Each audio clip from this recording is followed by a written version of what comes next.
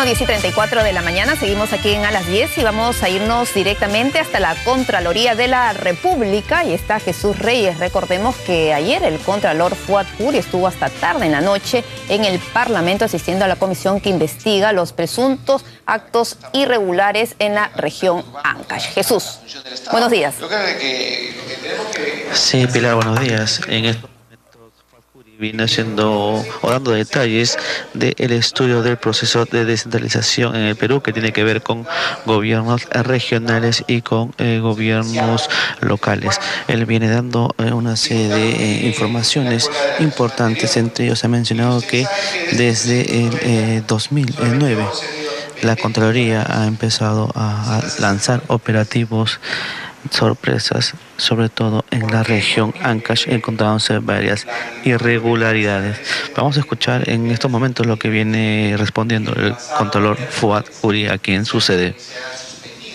Este mecanismo de sentencia con pena suspendida, proyecto de ley presentado por la Contraloría. Yo no voy a, o sea, no es, yo creo que el sistema, o sea, la corrupción y los malos procedimientos han sobrepasado la capacidad de administración del Estado. Obviamente yo estoy sobrepasado. La Contraloría, la corrupción ha sobrepasado la capacidad operativa de la Contraloría. O sea, eso lo he repetido más de una vez. Tenemos solamente 1000 auditores en el campo. No pretendamos castigar o señalar al mensajero como el responsable de la corrupción. O sea, desde el año... A ver, ¿se acuerdan de la ley 29.555? Yo les voy a hacer recordar. Se aprobó la transferencia de todo el personal de las OSIS a la Contraloría. Lo primero que dije es, somos muy pocos, ¿y dónde está la gente? Están en las OSIS pertenecen a la entidad. Eso no funciona. El Sistema Nacional de Control no funciona. ¿De acuerdo? Si estamos de acuerdo, me transfiero y el Congreso inteligentemente nos aprueba la ley. Sin embargo, en algún momento se incluyó una palabra que era la palabra progresivamente. Y ahí se cayó el proyecto. La ley existe, pero los recursos me lo van a transferir progresivamente en la medida que haya recursos. Entonces ahí es donde todos los años en las discusiones presupuestales pedimos plata para la transferencia. Bien, Pilar, escuchamos a Fuad Curi. Otro punto importante es que entre los años 2009 y 2014 son cerca de 13.000 funcionarios que vienen siendo procesados e investigados por presuntos actos de corrupción. Hace algunos instantes se hacía un mea culpa sobre el caso Ancash. Se le preguntó que por qué se actuó con demasiada tardía. Él dice que no, que es un proceso que debe madurar y que ellos denunciaron cuando encontraron algún tipo de irregularidad, siendo que son otras entidades las que se demoran en acelerar estos procesos. Vamos a seguir escuchando parte de la rueda de preguntas que se viene desarrollando aquí en la Contraloría de la República con el Contralor Fuad Curi, que, como te indicaba Pilar, viene dando detalles sobre un estudio del proceso de descentralización en el Perú por el periodo del año 2009 al 2014 aquí en su sede principal. Vamos a escuchar parte de esta conferencia.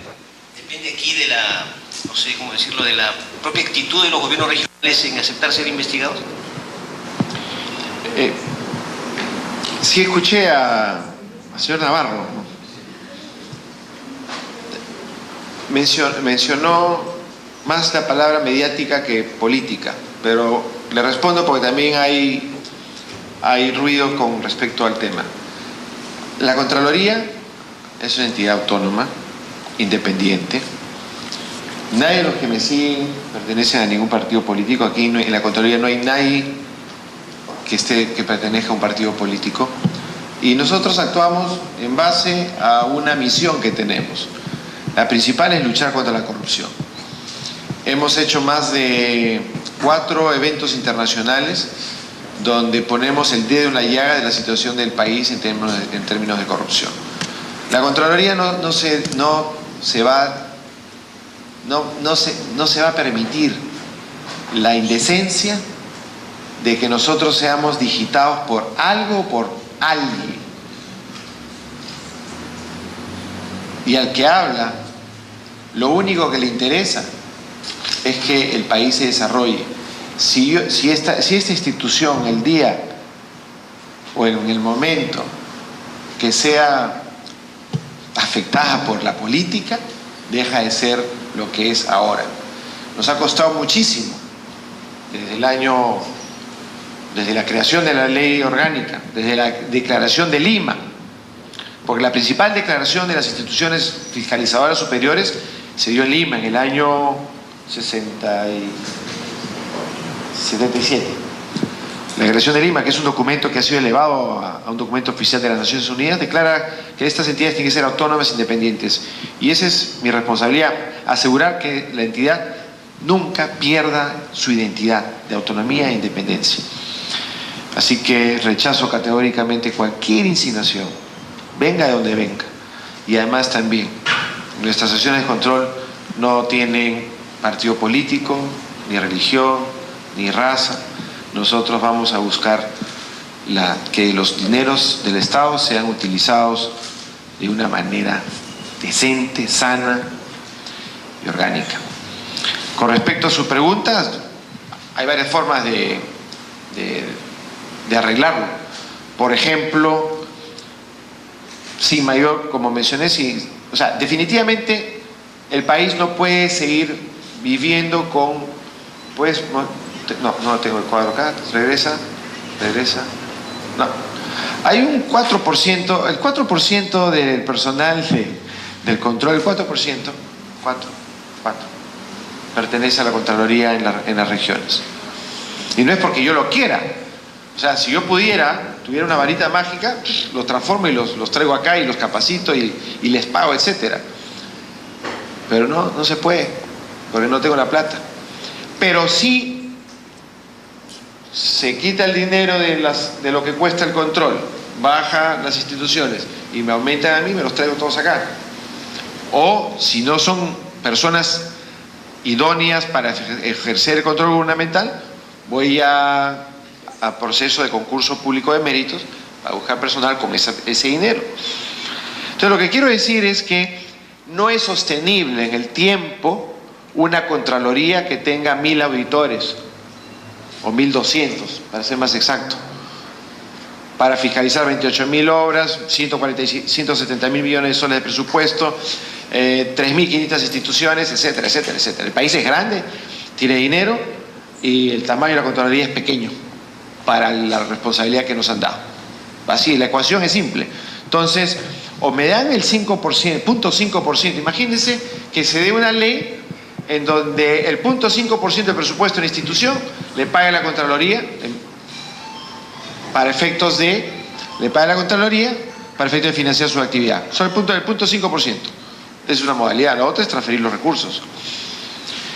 Yo creo que el Ejecutivo hemos conversado con el Presidente de la República, con el Ministerio de Economía y Finanzas, y hay muy buena disposición para iniciar un proceso de transferencia de recursos para que se fortalezca la Contraloría. No sé si eso responde a su pregunta. Bien, Pilar, esto es lo que viene sucediendo aquí en la Contraloría de la República. Vamos a volver más adelante con mayores detalles de esta presentación que viene dando el Contralor Fuad Curi. Claro que sí, Jesús, son las respuestas que está dando entonces el Contralor Fuad Curi a todas esta serie de cuestionamientos que se han registrado en las últimas semanas a raíz de estos casos destapados de corrupción en diversas regiones de nuestro país. Y como bien ha señalado Jesús, son 5.000 los funcionarios que actualmente están siendo procesados por corrupción a nivel nacional. Más adelante vamos a regresar con esta información y ahora vamos a irnos hasta la comisaría de Surquillo. Ahí ya la vemos ya en pantalla a Giovanna Argandoña. Giovanna, muy buenos días. Cuéntanos qué novedades con el caso de Magali Solier.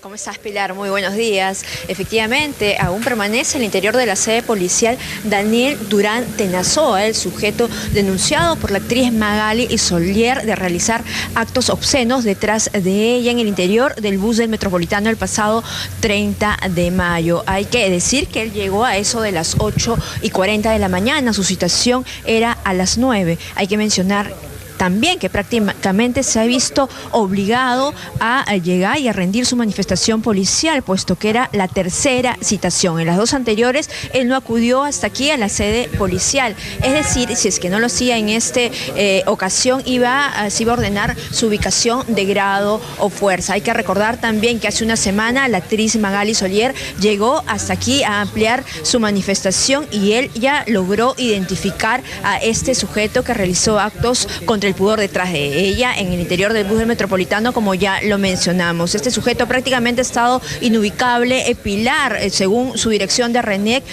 consignó que vivía en Los Olivos. Sin embargo, al ir reiteradamente a buscarlos, nadie sabía de él. Esta es la información a esta hora de la mañana. Pilar, adelante. Además que él ya tenía un antecedente, ¿no, Giovanna? De otro caso de acoso, no sé si en el Metropolitano, pero tenía otro caso de acoso. Así es, este año en febrero y también en julio del año 2012 fue denunciado por un caso similar. En ese momento incluso se le detuvo, pero después, pues, como hemos visto, quedó en libertad. Hay que recordar que se ha mencionado que él no va a ser, digamos, detenido porque no hay una flagrancia de por medio, pero sí iba a ser citado. Finalmente, ¿dónde vive? Porque él había dado una información equivocada o errónea en el tema de sus documentos de identidad. ¿Se sabe ya dónde vive, qué es lo que hace, a qué se dedica? En realidad, lo que sabemos, como tú lo has mencionado, es que él ha consignado sus datos como lugar de residencia en Los Olivos. Nosotros incluso hemos ido más de una vez a buscarlo, sí. Y nos pareció extraño porque los vecinos referían que sí lo habían visto, que vivían allí en el domicilio que él consignó. Sin embargo, pues nadie ha salido de esa casa, nadie, ningún familiar ha dado, digamos, referencia sobre su paradero, cuando también hemos ido a buscarlo en diferentes direcciones. Nosotros imaginamos pues que la policía va a dar mayores detalles del paradero de él, de lo que va a venir a continuación con respecto a este caso. Pilar. Claro que sí, Giovanna, regresamos contigo en todo caso para ver cómo se desarrolla esta citación del Daniel Durán Tenazo. Allá van aproximadamente 2 horas que dura esta diligencia en la comisaría de Surquillo. Y ahora vamos a regresar hasta la Contraloría de la República con Jesús Reyes. Millones de soles para financiar. Sí, Pilar, gracias. Continuamos aquí con parte del informe que viene dando el Contralor Fuad Curi sobre el estudio del proceso de descentralización en el Perú. Recordemos que son, hasta el momento, según ha informado la Contraloría, 13.000 funcionarios que han sido que vienen siendo procesados, pero son cerca de 48.000 denuncias. Esto de que a veces un funcionario comete más de una infracción o alguna sanción, y es por eso este tipo de denuncia. Vamos a ir escuchando parte de las respuestas aquí en la Contraloría. Pero evidentemente, en términos de funciones, este organismo ya tendría funciones de otro tipo. La descentralización en materia de reforma ya se dio y en este momento lo que se requiere es un reordenamiento.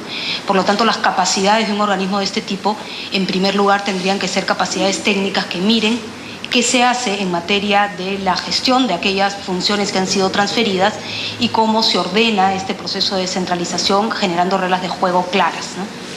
Ahora, ¿sería también una suerte de más supervisión? Por supuesto. La idea es que se supervise y se fiscalice mejor, que fue lo que no necesariamente se hizo en toda la transferencia originalmente. Buenos días, Contralor. Para cerrar la idea de Mariana, hay que juntar la modernización del Estado con la descentralización, porque por ahora han ido en caminos paralelos y no se han cruzado. Modernizar y descentralizar creo que es una frase que debería quedar. Buenos días, Contralor. Laura Grados, de Diario 16. Tengo entendido que en la Contraloría está el caso de el expresidente regional del Callao y exalcalde también, Alex Curi. El caso específico es el de el cobro irregular de peajes. La pregunta es, ¿cómo va el caso? Si es que la Contraloría ha hecho o ha ejercido presión para que el caso continúe, porque está más o menos en el limbo, ¿no? Además, hay una intención, bueno, hemos tenido conocimiento que hay una intención del Ministerio Público para archivar el caso por falta de pruebas. ¿Qué puede decir la Contraloría? Porque es un caso que fue a partir de una investigación de la Contraloría. En este momento no tengo la información al respecto, nos estamos saliendo un poco del tema, pero si me registras con Zuli, que es mi encargada de prensa, yo te puedo alcanzar una ayuda de memoria de cuál es la situación exacta de lo que estamos haciendo en ese caso. Pero usted no ha ejercido ninguna presión, o sea, no, la Contraloría no ha actuado para que el caso deje de estar en el limbo y haya un juicio o una sentencia pronto. Otro de los procesos que hemos fortalecido en la Contraloría es nuestra Procuraduría Pública. Antes tenían 3, 4 personas, ahora ¿cuántas personas tienen o van a tener? 24 personas y a nivel supervisado. Somos ya como 40 personas que están en la Procuraduría haciendo una labor diferente a la que se hacía antes. Por lo tanto, sí seguro que están haciendo su trabajo. En este caso específico, no te podría responder en este momento. Pero sí el encargo es que el procurador, Jaime Ortiz, esté atrás de los fiscales viendo que nuestros casos maduren y no se caigan.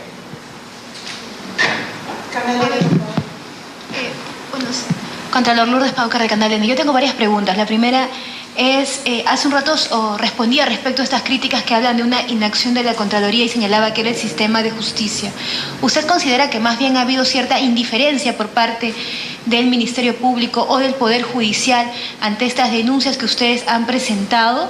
Esa es como primera. Segunda, nos ha mostrado este estudio. Quería saber si es que también ya se envió esto al Legislativo o al Ejecutivo como una propuesta ya para modificar, una propuesta legislativa para modificar lo que son al momento las atribuciones de la Contraloría. Y finalmente, si es que continúan las investigaciones a los municipios y los gobiernos regionales, si están evaluando solicitar el congelamiento de más cuentas, aparte de las que ya se han pedido hasta la fecha.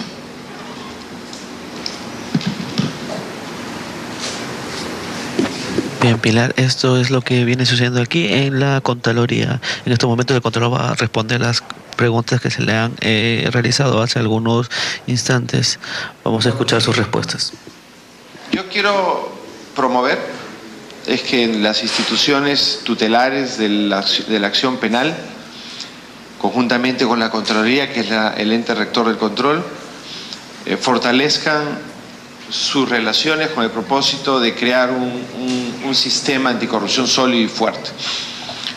Comenzamos con el convenio tripartito y que ya está rindiendo sus frutos. Por ejemplo, el caso de Ancash, donde se ha descubierto una organización criminal, está en el atestado fiscal.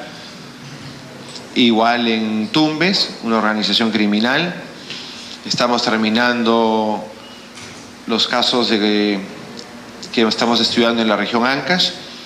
Hemos realizado un operativo en Tacna, Moquegua, Arequipa. En Puno estuvimos el otro día. Y sí, yo creo que ha habido un problema de desatención de los casos de corrupción. Un problema quizás de recursos también, porque no puedo hablar por el fiscal de la Nación, pero le he escuchado hablar a una fiscal el otro día que tiene también, la carga procesal que tiene le sobrepasa su capacidad operativa. No lo sé. Lo que yo sí creo que sí no ha funcionado la cadena de la lucha contra la corrupción, por lo tanto tenemos los casos de corrupción que tenemos, porque si fuéramos un país en donde tuviéramos control interno, donde tuviéramos funcionarios probos, donde la Contraloría estuviera en todos los lugares que debería estar, donde los fiscales se comprometan a procesar rápidamente los casos y los jueces a juzgar rápidamente también, entonces otro sería la historia. Pero obviamente sí puedo yo atreverme a decir con conocimiento y causa que el sistema de la lucha contra la corrupción en el país no ha funcionado de la manera como debió funcionar los últimos 10 años, que yo recuerdo, no quiero irme más atrás. Bien, Pilar, esto es lo que viene sucediendo aquí en la Contraloría de la República, en donde se está dando una serie de resultados del control descentralizado en el Perú. Volvemos más adelante. Claro que sí, Jesús, gracias. Y vamos a regresar entonces al Congreso de la República, donde, como informamos temprano, ya se viene realizando el pleno del Parlamento y por el momento no se está debatiendo las normas que tienen que ver con estos cambios electorales, la no reelección presidencial de las regiones y permitir solo la continuidad electoral de los alcaldes provinciales o distritales. Una norma que ha generado muchísima, pero muchísima polémica en los últimos días. Están debatiendo estos proyectos de ley, como vemos en la señal del canal del Congreso. Se está debatiendo esta ley que crea un sistema de mensajería de alerta temprana de emergencia. Y más temprano, al parecer, a ver que Igor nos confirme, se dio autorización para un próximo viaje del presidente. Igor, buenos días. Hola Pilar, buenos días. Pues sí, el presidente de la República ha solicitado el permiso y bueno, se le ha otorgado para que entre el 14 y el 15 de junio próximos pues asista a la cumbre extraordinaria de jefas y jefes de Estado y de Gobierno del grupo de los 77 más China. Este bloque que tendrá una cita y se realizará en la ciudad de Santa Cruz de la Sierra, en Bolivia. Así que el presidente pues se va a ausentar del país entre el 14 y 15 de junio para asistir a esta importante reunión. Y sí, como lo señalaba, se ha iniciado el pleno. Ayer recordábamos que Freddy Otárola pues hacía una exhortación para que lleguen los congresistas, asistan todos para que se pueda ver lo que tú mencionabas, principalmente este cambio constitucional que se requiere para impedir pues la reelección de los presidentes y vicepresidentes regionales, así como la de los alcaldes, por lo menos solo dejarles un periodo en el caso de los alcaldes. El pleno se ha iniciado con poco más de 80 asistentes y por lo que se ha pasado pues a otros puntos de la agenda del día. Se estima que esta tarde será cuando se vea el tema de las regiones, lo que se nos ha comunicado hace nada más instantes. Si bien ahora sí se está viendo lo que tú mencionabas, que es la creación del sistema de mensajería de alerta temprana de emergencia y del sistema de geolocalización de equipos terminales. Es para enfrentar pues un eventual desastre natural, un sistema, herramientas útiles para facilitar las comunicaciones en casos de desastres y en general también de defensa nacional. Toma la palabra a esta hora Johnny Lescano de la bancada de Acción Popular Frente Amplio. Si te parece, lo vamos a escuchar. Hay que escucharlo. De manera tal que yo le pido al presidente de la Comisión de Defensa, y al presidente de la Comisión de Transporte que acepte las observaciones que estamos haciendo, porque en todo caso tendré que promover una cuestión previa para que regrese a las comisiones, señor. Muchas gracias.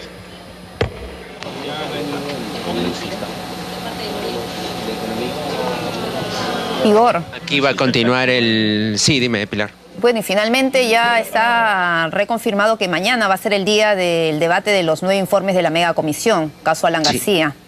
Sí, bueno, de momento no hay cambios. O sea, el Mundial no está afectando. Eso es lo que te iba a preguntar. No se consiguió porque algunos estaban señalando que mañana era la inauguración del Mundial, que por qué no adelantaban el debate de esos informes para el día de hoy. Sí, pero no, de momento no, ya lo dijo Freddy Otárola ayer y se mantiene hasta el momento la pretensión de que mañana se vea el debate de estos informes. Ahora, habrá que ver si efectivamente los congresistas son responsables, cumplen con su deber a pesar del apasionamiento futbolístico y bueno, pues asisten al pleno y votan, ponen en consideración estos informes, pero de momento no hay marcha atrás en la pretensión de ver los documentos finales de la que fue la megacomisión. Y otra cosa que te quería comentar es que esta tarde, según la agenda del Congreso, pues va a sesionar, como casi todos los miércoles sesiona, la comisión López Meneses. Y hay que recordar que está citado Oscar López Meneses para hoy. Ahora, esto será a partir de las 4 de la tarde. Ahí vamos a estar pendientes, pues sí, viene o no viene finalmente, lo dudo mucho, que venga Óscar López Meneses. Un poco difícil, como van las cosas. A comparecer ante la comisión. ¿Y lo has visto al congresista, el presidente de la comisión, Juan Díaz Dios? ¿Ya está recuperado luego de este incidente de salud que tuvo en la Comisión de Ética, me parece? Sí, está recaída en su salud. Bueno, no se ha presentado hoy, no sabemos si está en recuperación y no sabemos si efectivamente podrá atender a la comisión esta tarde, pero bueno, vamos a intentar averiguar con alguno de sus colegas que pueda estar también, que pueda ser integrante de este grupo de trabajo. Claro que sí, Hugo. Regresamos contigo y muchas gracias por este primer envío de la información. Nos vamos nosotros a una nueva pausa comercial, pero no se mueva que tenemos más.